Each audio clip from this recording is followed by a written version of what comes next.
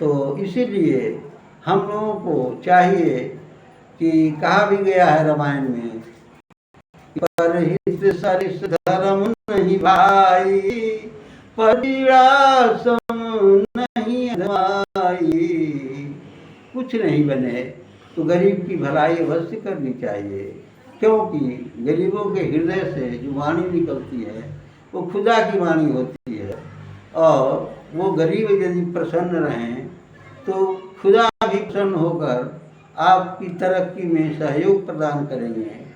तो कहने का मतलब यह है कि जीवन क्षणिक है। इस क्षणिक जीवन में परोपकार करना, दूसरे की भलाई करना बहुत आवश्यक है।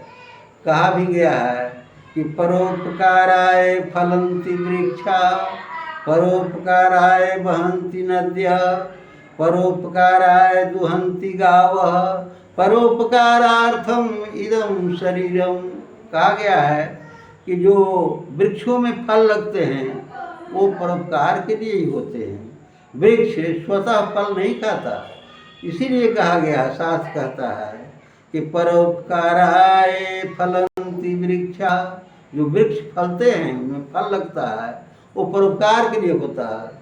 परोपकाराय वहन्ति नद्यः, नदी में जो जल होता है वो परोपकार के लिए होता है।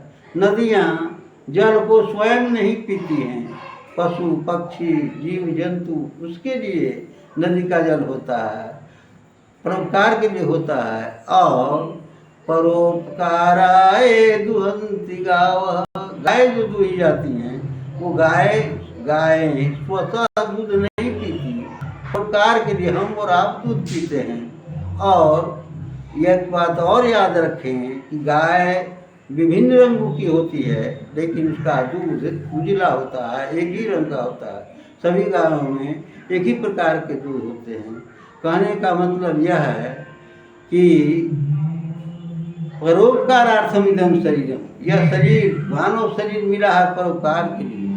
परोपकार करेंगे तो परमात्मा को प्रसन्नता होगी और आध्यात्म की ओर आप अग्रसर होंगे और आध्यात्मिक खाता में आपका नाम ऐड होगा। ये सांसारिक खाता में जीरो रहे कोई हर्ज नहीं, लेकिन आध्यात्म में वो उसमें अमाउंट आध्यात्मिक में रहना चाहिए।